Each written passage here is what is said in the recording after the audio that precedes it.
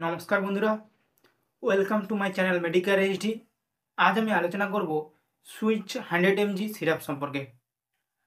প্রথমে জানবো এই সিরাপটিতে কি কি উপাদান রয়েছে, এই সিরাপটি কোন কোম্পানি তৈরি করে থাকে, এই সিরাপটি কি কি ক্ষেত্রে ব্যবহার করা হয়ে থাকে এবং এই সিরাপটি খাওয়ার সঠিক নিয়ম ও পার্শ্ব প্রতিক্রিয়া সম্পর্কে জেনে নেব। সো ফ্রেন্ড, চলুন আজকে নতুন কিছু শিখে নেই। প্রথমে জানবো এই সিরাপটিতে কি উপাদান রয়েছে। এই সিরাপটিতে যে উপাদানটি রয়েছে তা হলো সেফোডক্সাইম 100 mg পার 5 ml এ রয়েছে।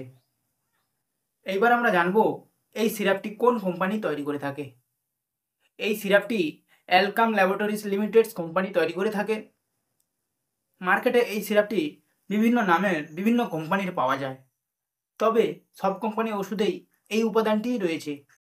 এইবার আমরা জানবো এই সিরাপটির ব্যবহার।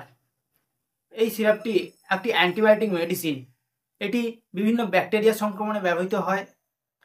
এটি নাক কান গলার সংক্রমণ, ব্রঙ্কাইটিস, মূত্রনালী সংক্রমণ ইত্যাদি চিকিৎসায় এটি ব্যবহৃত হয়।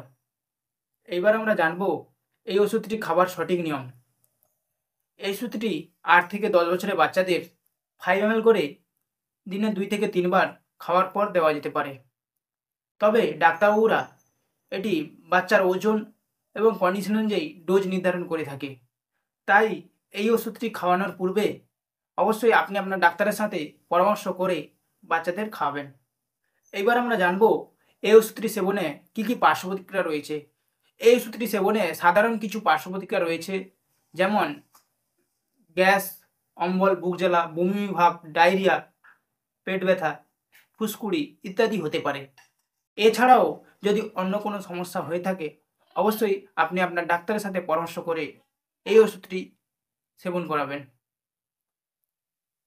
সো ফ্রেন্ড, আজ এই পর্যন্ত। আমার এই ভিডিওটি যদি ভালো লেগে থাকে অবশ্যই এই চ্যানেলটিকে সাবস্ক্রাইব করবেন এবং পাশে থাকবেন। সো ফ্রেন্ড, এই ভিডিওটি শেষ পর্যন্ত দেখার জন্য অসংখ্য ধন্যবাদ।